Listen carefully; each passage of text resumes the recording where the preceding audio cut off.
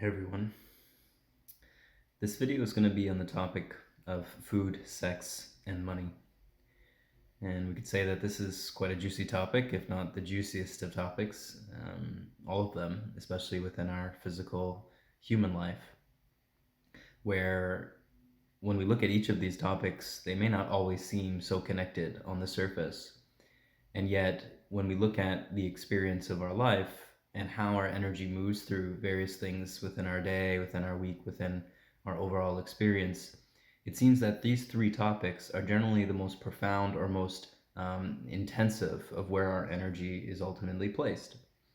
Food being the foundation to much of what we believe that our body needs to survive and to sustain and not die and, stay grounded and nourished to do the things we'd like to do in our day. Sex very much is, an interaction of love, possibly, or an opportunity to express love, an opportunity to procreate and move forward your lineage, your genetics, moving forward your process of creativity, because ultimately creating a baby is the most profound creative process that we can involve ourselves in. And then money, in so many ways of what we perceived in at least the older paradigm and what we're very quickly moving out of is really what makes the world go round. It's what moves, at least this is the perception, the belief that, money is what moves everything, and money being the true current, the flow of the river, the flow of energy, the currency that sustains all of life. And if we don't have money, then this is a threat to our survival. So in this case, the way I've described each of these three things is very much on the survival level. When we come to understand our experience in a human body, we do have to take care of our survival needs and the basic needs in which we've come to know. And yet, in our modern society, many times and often the needs have been wrapped around desires, wants, and these needs have been, in a sense, inflated to become much more expansive and hold much more place within the mind than really what they need to. Because if we've inflated these ideas of our needs for money, for sex, for food, without actually taking a look at what are our true needs, or where have we learned these wants and desires? Is this really an expression from the body? Is this really what the soul is actually expressing through the body? Or is it coming through filters and layers of delusion and conditioning and learned ideas and beliefs that we maybe potentially have never really taken a look at? So on my own journey, this was, these three topics, like you, were quite profound in their, nature, in their energy, and how much my natural movement of body, mind, and attention moves into these topics. Though as I continue to seek to know myself and seek to know the truth of the source within myself, the source within all of us, there became more and more a pull to inquire into these topics and utilize specific practices that gave deeper clarity as to my relationship with these topics. So for instance, when we come to the topic with food, if we've gone over the balance beam, if you will, going really deeply into the realms of gluttony and overeating and trying all the foods and exploring all the foods that may not necessarily be what the body needs or what the body wants or what the soul is crying out for, as we go against this over the course of our life, or as we learn certain beliefs or certain relationships with food that get really intertwined with trauma, get intertwined with genetic lineages of our family history and all of these things, well, this really fogs our perception with food, and it very much did in my own case as well. Though as I inquired and as I deepened into the practices like fasting and detoxification and cleansing, which is really a simple premise of less is more, when the body is not using all of its energy to digest, that it can actually use its energy to do other things. And when we come to inquire as to how we're truly nourished, we understand that we're nourished by many other ways than just food. Food is just one avenue in which we are nourished. We have the nourishment from our interactions with people. When we feel the connection of love and intimacy, we feel this deep sense of nourishment. And oftentimes in my own space, if I'm exploring a day where it's filled with this type of nourishment, then there's really not much food that I feel like I need to consume.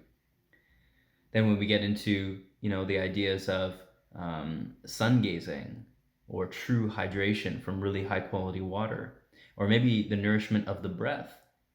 The breath is ultimately something which we can't go very long without. It's the thing we can go the least amount of time without. So our relationship with water, with breath, is ultimately maybe one of the most important. And all of this is circulating around what we tend to reveal within ourselves as we do any sort of authentic spiritual practice, is realizing there's a source of energy within. This wellspring of source energy is ultimately what gives life to everything. So as we connect with it, we begin to connect with our inner charging station, which brings life and love to everything within our experience. So on my journey, through many years of fasting and explorations of my perceptions with food, there was a very clear understanding that in truth, this body and this being is not actually dependent on food to survive and to thrive even. Now we're in a time where the body is going through a lot of shifting. And in this shifting, we come to recognize that there may be a process to this for us to come and activate our true pranic or breatharian ways, in which is becoming much more of a trend within the spiritual seeking, detoxification, and fasting culture, which is not really necessarily a culture as it is a return to our true self. So this new awareness of food, at least in my own case, I remember there was one time years ago where I was fasting and I was just sitting on my couch and meditating, and it just simply occurred to me after 3 to 4 days only juices or water. All of a sudden, if I don't need food, what do I truly need? All these desires that I've come to know as things that I absolutely need in my life, and if I don't have them, I feel lesser, or I feel not nourished or unsustained or not complete. But if now at the fundamental nature, all of a sudden there's this awareness that food is not necessary, well, all of a sudden a complete new doorway had opened. And although, of course, that was years ago and I'm still in a process of consumption and eating, there's a clear knowing within myself that at the core, the true self, the true nature of who I am is not dependent on the consumption of things, specifically in food. And so when we look at our relationship with all things, we see that this consumptive, almost vampiric-like energy, which has been very predominant on this planet and this universe for a very long time, has in a sense infiltrated our anatomy and our being and our understanding of self, that has become just a natural and normal aspect of who we think we are, but at the fundamental level it is really not. The need to consume, the need to eat, the need to feed on others is ultimately not a natural way of true living and true life and true eternal living within the nature of the cosmos. So in this fundamental realization within myself, it became very clear that this journey of coming into the less and less is more perspective gives more and more layers of freedom within this physical dimension, within all layers of the dimensional fields, because we understand that we are multidimensional beings. And as we learn a lesson in one dimension, it ripples throughout the many. So our lessons and our relationship with food becomes a fundamental practice. And this is something I cover often in all my videos. This video is a more of a generalized approach. And I have a really amazing article on my website, ayp.life, that goes into a completely free breakdown of the full stage approach that I've taken to where I've come to now. And doing so in a way that's very methodical, understanding that we don't need to rush any of this process. And some of us may not ever become breatharians, but this isn't necessarily the goal. It is coming to a realization first, though, of seeing what is the true needs of the body versus what are the wants, what are the compulsions, what are these lower desires that, in a sense, can still be brought compassion and understanding to, but not necessarily identified with as an aspect of who oneself is. So fasting is that first big one, and this can then start to ripple in all ways in how we treat relationships and how we treat, and meaning relationships being all things in our life, not just with people. Everything we exist in is a relationship in a sense. Our whole existence is a relationship.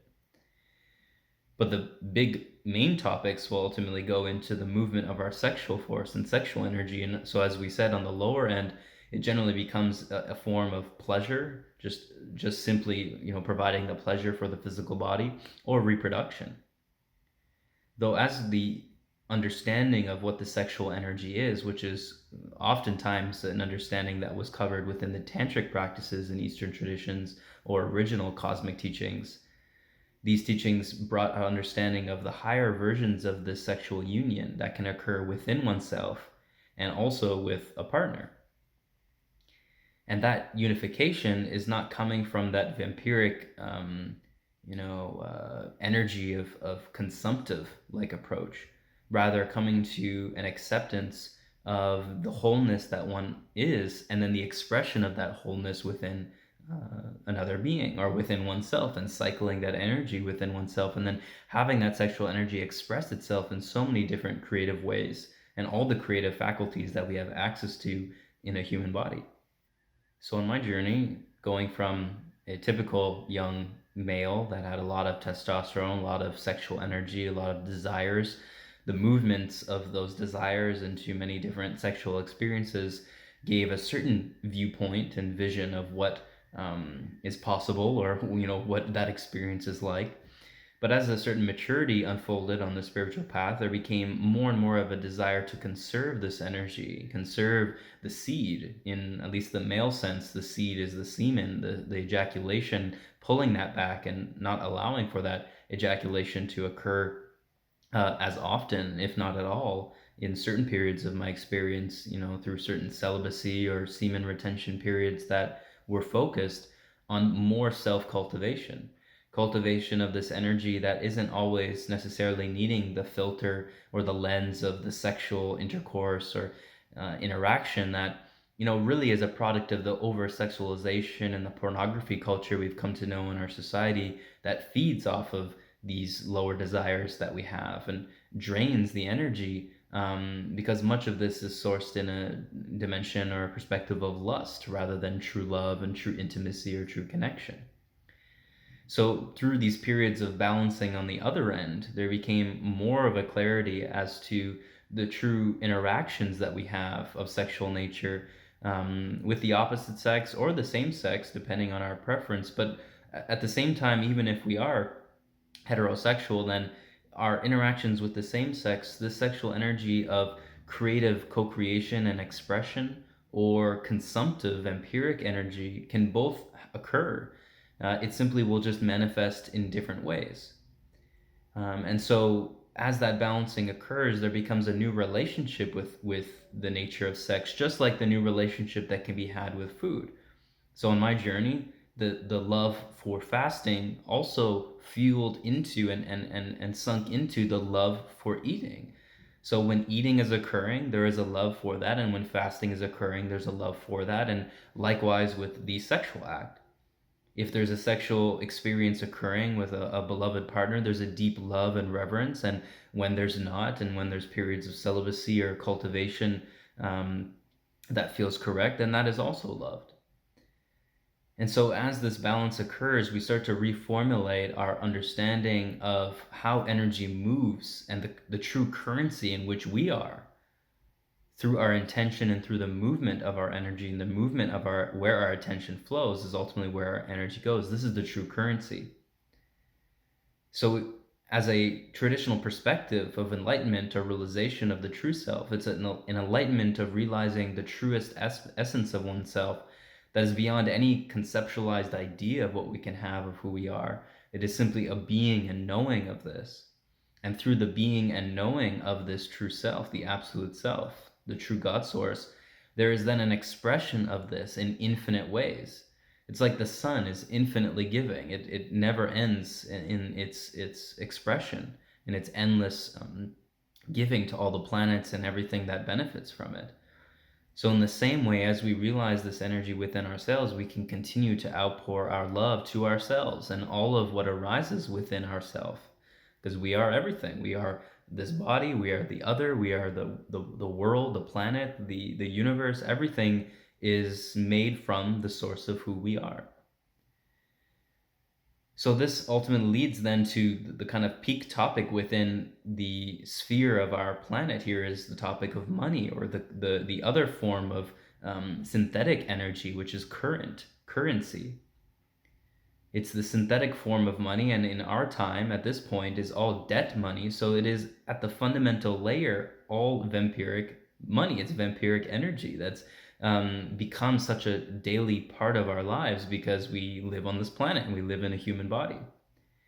So of course we can and actively and now transform this relationship that we have with the movement of this money by, just like with the food, recognizing that the form and flow of our current and our currency and the movement of our resources, which is really what it is, can move in many different ways that are not just confined to the movement of a paper dollar or the Interac card or the e-transfer or the credit card, you know. Even the idea of cryptocurrency and things like this, in a sense, is still based on the same premise. It is in a sense more aligned, but we can say that some of the agendas behind certain cryptocurrencies, inclusive of the main one, Bitcoin, is very much prevalent within the transhumanism and AI-based agendas that are still a disconnection from our source. So when we look at the different other ways we can experience exchange, of course, we can come into an understanding of things like barter exchange and exchange of energy through our gifts and skills and our abilities. What happens if money is just washed away tomorrow? How do we function? It's not that we would stop functioning, it's that we would learn how to exchange the skills and knowledge and wisdom and value that we have and the currency that we bring, individually moving through our individuated aspect of self, which is this body, and how others also do the same. And by way of us moving through this form of exchange, we start to learn a new level of intimacy, a new level of exchange that's based on really just giving selflessly what it is that we truly want, truly would love to give. And as each individual is doing this, then everyone naturally would be taken care of within the communities in which we are connected to. So the movement of our barter exchange is connected to the true vision of gift economy. And for the past, 3, almost 4 years now, I've lived on a primary focus, at least within my businesses, and the movements of exchange there have been based on pay what you feel and donation based systems. Pay what you feel system is not necessarily an authentic, a directly authentic gift exchange practice, but it's as close as I've gone to make it practical within a world that still is existing with money, because I'm personally not off grid yet. But that idea of living off grid or living not dependent on any aspect of the society that requires the movement of the false current, the false money, and instead revives into a new form of currency. This is the ideas of having local currencies or having more gift exchange communities, gift and sharing circles, barter exchange systems that can open up for the exploration of how we move here. Now, of course, the challenge is many of us have faced high amounts of debt potentially. I know in my personal businesses, my debt has gone, quite large over the course of many years of exploring businesses and failed opportunities or successful opportunities, and having to pay off and paying and have had paid off many debts over the years and large amounts of money. There became more and more of an awareness of the importance of us coming together in these times to recognize that it's not just some one cut and dry solution, everyone going to a gift economy or denouncing money or going to crypto or any of these things, but it's coming to a deeper awareness as to what our intention and how our attention flows into our awareness of our resources. What is in our bank account? What is our outflow and our inflow? Is our outflow really too much than of what is actually necessary? Are we spending on things that are not really necessarily needed to be spent on? Are we engaging in things that are too much too soon? That's incurring more debt or more, expounding of energy and currency that ultimately is going to actually cost us more in the future. Right? Are we really taking advantage of the ability to connect more locally and connect in a more intimate way with those that we exchange with, in ways that we can come to deeper agreements and commitments of how we can bring value that's not solely based on the exchange of a dollar figure? Now, it's not just the debt idea that is confining many individuals. It's the egoic identification with how much one has made or makes or it's in the bank account as a means to increase the value that one may think they are or the identity that they have. This is a deeply rooted idea and false representation of abundance that has been almost like a virus perpetuated from egoic identification that has occurred for a very long time on this planet. So, our ability to consider the more wide ranging perspectives of how money moves in our experience and really beginning to adopt the gift economy exchange is much of the message that I've looked to bring forth in how I've dealt with the flows of abundance and money and bringing a perspective that is more grounded again in the true realization of what our needs are. Because when we realize what the true element of our needs are as we move through the shadow aspects of our egoic self, of our wounded self, and the traumas we've held that have intermingled with these needs, we come to an understanding of our needs in the body with the food and the sex elements and all of the other components of how we can either consume or create, right? And come to a balance with that perspective. And then, of course, as that moves into the perspective of money, we see how interconnected all of these are. So often in one on one sessions or in our group calls that we explore these topics with, the perspective of going in the other direction than what's typically taught, of how do we make more money? How do we bring more abundance? How do we create more things to bring in more, to fuel more of this debt based system? Although this can be a practical approach, which I advise at this point, moving your creative energy so you can bring value, because ultimately you'll find that value that you're bringing, you'll see that what you were really looking for was a creative outlet, not necessarily something that you're just looking to consume more of the debt-based energy with. And to balance this, we also can move forward with a perspective of how do we lower our expenses, for instance? How do we audit ourselves and recognize and ask the question potentially when we're wanting something, wanting to buy something, or wanting to get more money, what is this money actually for? Do I already have potentially what it is that I'm looking for? Do I already have the access to this within my network in a way that can be and support the gift energy, the exchange energy, one in which is recycling, one in which is sustainable, regenerative? Is this a potential? Or do I absolutely need the specific thing? And of course, through the exploration of our experimentation with this, we'll find quite often that the thing in which we're desiring or wanting is something in which we already have and already have access to. It just may not look exactly the way in which the mind is presenting it. And this is often how we're pleasantly surprised within our life to experience a realm of abundance of things that are gifted to us or come into our space in a real effortless way, in a way that doesn't have the striving and the reaching that is a very predominant and overly masculine or imbalanced energy that is common within the culture that we've come to know. And so as we begin to inquire with this and audit the expenses and move into periods potentially of minimalism or experiencing what less is more, cleaning out our house, being aware of the abundance that we already have that may be just in the crevices or out of the blind spot of our awareness, we begin to see how abundant everything already is and thus are not so attached to the ways in which we're looking to create or bring more monetary or resources into our life, because this is naturally coming from a foundation of appreciation. If we are rooted in the energy of appreciation within ourselves, we're rooted in a perspective that is holding a clarity that everything that we truly are needing or feel like we want is already available. And this is threatening potentially to the false identity or the identity that is attached around ownership and things and consumption and addictions and compulsions, because this is, of course, what the ego doesn't want. It doesn't want to come on board with that just yet because it's afraid. It's afraid it's not going to feel safe. It's afraid the traumas are not going to be taken care of or further suppressed or numbed. It's going to be afraid that this conditioning that's been here for thousands, if not hundreds of thousands of years, is going to be just dissolved.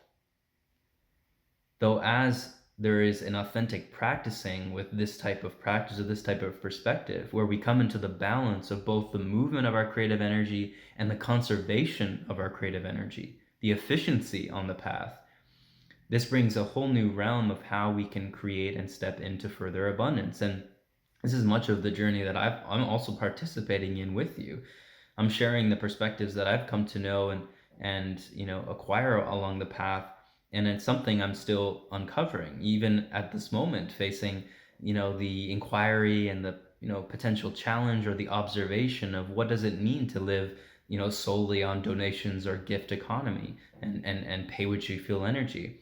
I've noticed in my experimentation with pay what you feel that most of the time more money actually ends up coming, more resources, more abundance, because every ounce that comes in, there's such a deep appreciation. Why? Well, ultimately, it's because the expectation has been dissolved. And as we move through that energy and as we move through those perspectives, we come to see that the dissolution of our expectation that if we do something, we must get something in return. And if we don't, then there's resentment, which I, of course, had in many of the initial years of doing that. And when the communication isn't clear within ourselves, the honesty of what it is we truly need, and if we're really taking care of, then the traumas and the needs of the body will take precedence and cloud our judgment and bring that resentment and that guilt or that shame of not receiving what you feel that you're worth, or what you feel the service or the product or what you've given is worth. Though once again, as we become more authentic and more honest and more refined within ourselves, more clarity emerges with this, and we can find a balance within the modern world that, sure, still uses money very predominantly, and making sure that our costs are covered and all the things that will support us in becoming able to further experiment with perspectives and angles or systems like this. And that's much of my experience, where have a donation opportunity, option for people. We have Patreon. My one-on-one sessions are, they have suggested rates, but there's ultimately, pay what you feel options for whoever's joining. Same with our main group sessions. And more, I see this evolving into more gift circles, gifting of money, gifting of resources based on the needs of the people within that group. Dependent on who in your community, your family, your tribe, whatever group you're connected to, based on the needs of people at specific times, how are we cycling energy to different people so that those needs can be met? And this helps us get more and more authentic and honest with ourselves, again, of what we truly need. And so as we go through the pendulum of these approaches with not only money, but the food topic, the sex topic, and many other topics in regards to these, but I'm covering these three because they generally are the most profound.